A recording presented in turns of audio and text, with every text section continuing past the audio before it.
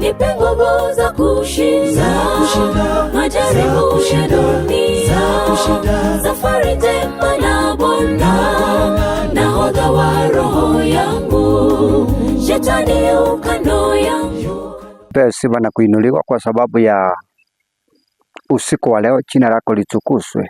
Kupitia kwa hili neno utendee watu wako ishara na miujiza, katika jina la Yesu tunaomba na kuamini.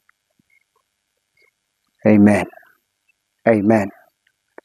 Ndugu yangu na dada yangu, kama wewe ni Mkristo, sikia hii.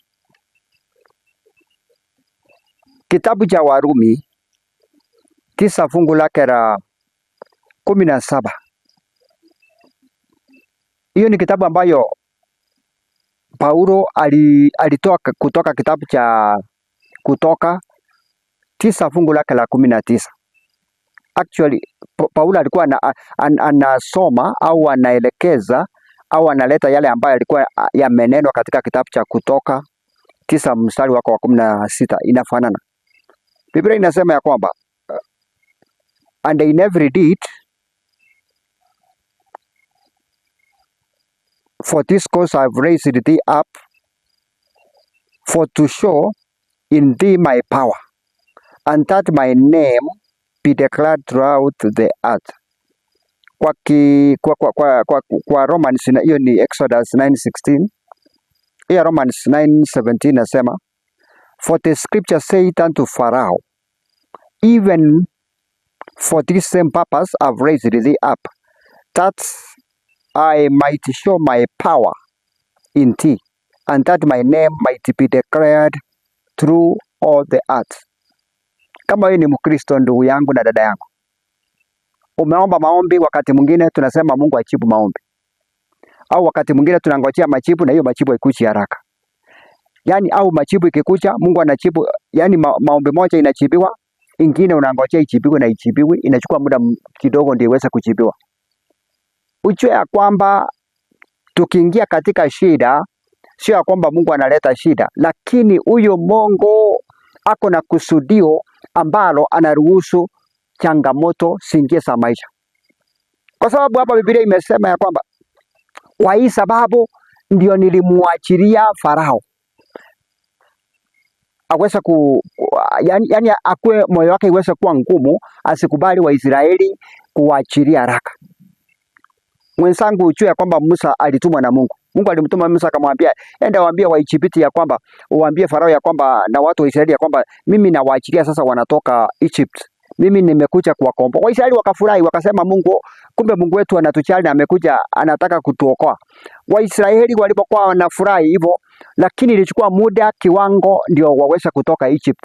Na sababu ni kwamba Musa alikuwa anatenda miujiza, lakini wao hawakujua kwamba kwa nini Mungu, yani kwa nini inachukua muda. Mungu anatenda miujiza, lakini Farao bado alikuwa anawakazia, bado maisha yao haikubadilika haraka. Mwenzangu, unawezekana umeomba kwa muda mrefu, kuna jambo ambalo umeombea na unasema Mungu alikuacha. Mungu hajakuacha, Mungu yuko bado. Wewe bado ni Mkristo. Haimaanishi wewe ni sio Mkristo. Haimaanishi Mungu ana haja na wewe, ana haja na kukuokoa. Bado Mungu ako na haja ya kukuokoa, lakini Mungu kuna jambo ambalo Mungu anataka lifanyike. Na hilo jambo ni utukufu. Mungu aweza yani nguvu ya Mungu aweza kuonekana na utukufu wake. Mungu aweza kujulikana kama Mungu ambaye anatenda. Wakati mwingine mwenye anakutesa, inawezekana binadamu ndiye anakutesa, na huyu binadamu ambaye anakutesa anahitaji aweze kujua kuna nguvu ya Mungu, kuna Mungu ambaye anatenda kazi. Kwa sababu Biblia imesema ya kwamba Farao nilikuinua, yani moyo wa Farao ikakuwa ngumu. Ndio sababu Waisraeli waliendelea kuteseka, ndio Farao aweze kujua kwamba kuna Mungu. Aweze kujua Mungu huyo ako na nguvu. Na sio hiyo peke yake, na watu dunia yote waweze kujua kwamba Mungu ni Mungu ambaye anatenda. Mwenzangu, umeingia katika changamoto ambayo imekaa kwa muda mrefu. Umekuwa unaomba, unaona Mungu anajibu, ingine hajajibu au inachukua muda mrefu. Ni kwa sababu Mungu anataka aweze kujulikana. Hiyo ndio sababu changamoto ziko katika maisha. Changamoto zingine sio ati Mungu hayuko. Mungu wako. Usiwahi wacha kuwa Mkristo. Ujue kwamba changamoto ziko, lakini hizo changamoto Mungu ameruhusu sikuje ili aweze kujulikana. Magonjwa mengine yenye inasumbua watu ni kwa sababu Mungu anataka ajulikane. Kwa sababu ukipona Mungu atajulikana. Wakati mwingine Mungu anaruhusu magonjwa kidogo, ile ambayo inakaa ndogo ndogo ipone, na hiyo ingine ipone baadaye, ndio aweze kuendelea kujulikana kama Mungu ambaye anatenda. Waisraeli kwa wakati mwingine mpaka wakaenda wakasema huyu Musa labda hajatumwa na Mungu. Kwa nini inachukua muda? Yani kwa nini wao baadaye mpaka wakakaa moyo wao wakakaa ya kwamba wamefunjika moyo. Mpaka wengine labda wakaona huyu Mungu hajamtuma Musa. Lakini mwenzangu nikwambia kwamba wakati mwingine naweza sema huyu pastor mwenye alinibatiza si hakuwa mtu wa Mungu, ndio mimi si kwamba tulipoingia kwa Ukristo tuliingia mahali ambapo yani umeingia na shida zako zote Mungu anastatua kwa hiyo siku. Ni process. Shida zako za hapa ulimwenguni mpaka za kiroho zinatatuliwa pole pole kulingana, yani zinatatuliwa kwa sababu Mungu naye ako na kusudi ndani yake, na Mungu naye kwa sababu kitu ambayo itafanya Mungu akutendee miujiza ndio aweze kujulikana. Hakuna sababu nyingine. So usiwahi laumu useme huyu pastor aliniombea haiku mbona imechukua muda. Mbona aliombea yule ikachukua akapona hapo. Lakini mbona mimi niliombewa lakini naona inaenda pole pole. Ni kwa sababu Mungu kuna kusudia alitaka iweze kujulikana. Kitu cha pili, waweza kujua kwamba Mungu anatakikana ajulikane. Yani ijulikane utukufu wake, nguvu yake iweze kujulikana. Mwenzangu, Mungu akikutendea ukiombewa au kama umeomba Mungu amekujibu, usiwahi kimya. Uweza kusimama, uweza kuambia watu, uweza kuambia kanisa, uweza kuambia washiriki ya kwamba Mungu ametenda. Yani kwa sababu hiyo ndio kusudio. Kama wewe unataka Mungu akutendee miujiza na Mungu asijulikane, hiyo miujiza Mungu hawezi tenda. Mungu anatenda ile nguvu, yani ndio nguvu yake iweze kujulikana. Kwa sababu Mungu anataka wengi wakuje kwa wokovu. Mungu ajulikane kama Mungu ambaye anatenda. Kitabu cha Ayubu 1 fungu lake la 6, kumbuka mtumishi wa Mungu ambaye alikuwa anaitwa Job. Huyu mtumishi wa Mungu, kumbuka, aliingiwa na shida. Yani shida zikamwandama moja ya ingine, lakini baadaye kumbe Mungu aliruhusu shetani aweze kumutesa. So sometimes mwenzangu, Mungu ameruhusu shetani akutese ndio aweze kujulikana. Yani the moment ile Mungu ameanza kujulikana, nguvu zake zimejulikana, zipo, miujiza inatendeka.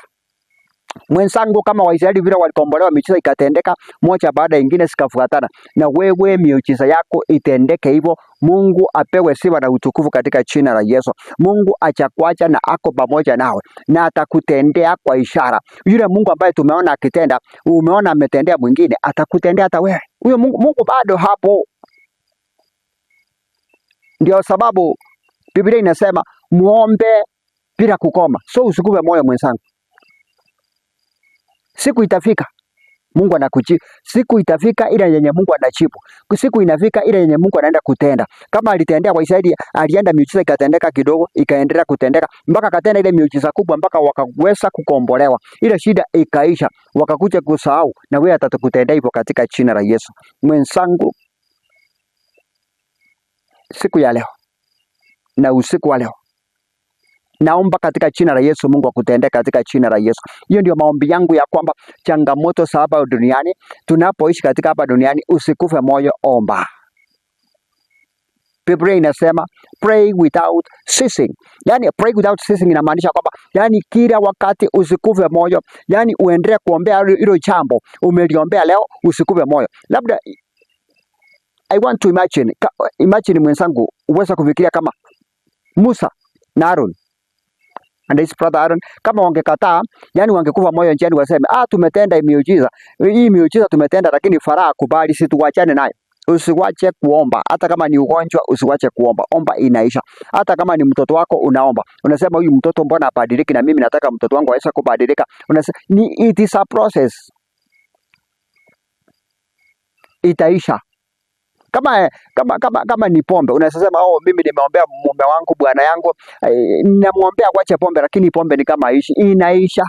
Mungu ni utukufu, Mungu anataka iweze kujulikana, hata wale ambao anakunywa na pombe na wao wajue kwamba pia kuna Mungu ambaye anaweza toa hiyo kiu ya pombe, anaweza badilisha. Huyo Mungu ndiye Mungu ambaye tunaabudu. Waisraeli wakakuja kujua kwamba kumbe Mungu anatenda. Yani usikufe moyo. Kwa sababu Israeli hakufa moyo, Musa hakukufa moyo, aliendelea kutenda. Kwa sababu Mungu aliendelea kumupea moyo. Musa akaenda kutenda miujiza, akatenda ingine, haikuisha. Mungu atusaidie kama watumishi wa Mungu tusiwahi kufa moyo tunapoombea watu. Na wale ambao tunaombewa pia tusikufe moyo wa maombi. Omba, omba, omba. Omba, omba, omba. Mungu ajibu, omba bado. Mungu kama amejibu, mshukuru, uendelee kuomba. Kama hajajibu, mshukuru na uendelee kuomba. Endelea kuomba mpaka Mungu aweze kujibu hiyo maombi, kwa sababu niko na uhakika Mungu ambaye tuko naye sio Mungu ambaye hawezi kujibu maombi. Ni Mungu ambaye anasikia. Wengine tumedhania kwamba Mungu hayuko. Mungu yuko, na huyo Mungu anasikia maombi, na huyo Mungu anajibu. Alisikia, lakini baada anajua Waisraeli wanaendelea kuteseka, lakini sio ya kwamba hakuona hiyo shida. Alikuwa anajua kwamba Waisraeli baada hawatakufia hapa Misri, wataondoka na mimi nitawaokoa, na mwisho wake alitimiza. Kama Mungu ameshaipeana ahadi katika Biblia au amekupea ahadi, hiyo ahadi ambayo Mungu amepeana atatimiza. Atatimiza. Ndio amesema ya kwamba ombeni nanyi mtapewa, na mkiomba atawapea. Haijalishi muda. Ndio wanasema God's time is the best time. Yaani wakati Mungu anajibu maombi, hiyo ndio muda wake ambao the best, na hiyo ni kwa sababu Mungu anataka ajulikane. Hata yule mwenye kama ni binadamu ambaye anakutesa, ndio watu hata yeye aweze kujua kwamba kuna Mungu na kuna nguvu ya Mungu. Hiyo nguvu leo uipate katika jina la Yesu. Na maombi ambayo umeweza kuwa umeomba kwa muda mrefu, naomba Mungu wangu aweze kukujalia leo katika jina la Yesu. Hiyo maombi ijibiwe katika jina la Yesu. Ikwe leo ndio wakati wako wa ukombozi wako katika jina la Yesu. Mwenzangu, katika jina la Yesu utendewe, na Mungu wetu apewe sifa na utukufu. Baba yetu, asante kwa sababu umetuambia kwamba Farao alikuwa hapo ndio uweze kujulikana na nguvu yako. Baba yetu, naomba usiku wa leo katika jina la Yesu, wale ambao ni watazamaji wangu, kila mmoja ambaye amesikia hii sauti na kuangalia hii picha, Yesu Kristo, katika jina la Yesu, maombi ambaye ameomba kwa muda mrefu, labda ameona ya kwamba Baba yetu ujibu maombi. Baba yetu, naomba uweze kujibu maombi yake katika jina la Yesu. Muda wako wa kujibu ndio the best katika jina la Yesu. Baba wetu, uweze kupewa sifa na utukufu, kwa sababu ile nguvu yako itaonekana katika jina la Yesu. Hiyo nguvu yako Yesu Kristo iweze kuonekana sasa, mabadiliko iweze kuonekana sasa. Huyo mgonjwa Yesu Kristo apone. Magonjwa ya kansa Yesu Kristo unaponya. Hiyo magonjwa nimeilaani katika jina la Yesu. Baba wetu, naomba ulete uponyaji kwa watu wako. Kila aina ya magonjwa ya kidneys, Yesu Kristo achilia uponyaji. Yesu Kristo, hiyo ishara zote na miujiza unazitenda. Baba yetu, yule ambaye anahitaji hiyo roho ambayo ya kunywa pombe itoke, Yesu Kristo achilia nguvu zako sasa. Achilia nguvu yako ujulikane kama unatenda. Hata wale wengine ambao wanakunywa pombe waweze kujua kwamba kumbe kama huyu amewacha na mimi nitawacha. Yesu Kristo, tendea watu wako kila mmoja kulingana na mahitaji yake usiku wa leo. Asante kwa sababu umetenda. Katika jina la Yesu tumeomba na kuamini. Mwenzangu, ubarikiwe katika jina la Yesu. Mwambie Farao nimeokoka, sitarudi tena Misri, naenda Kanaani. Mwambie Farao nimeokoka, sitarudi tena Misri, naenda Kanaani. Mwambie Farao nimeokoka, sitarudi tena Misri, naenda Kanaani. Ambia Farao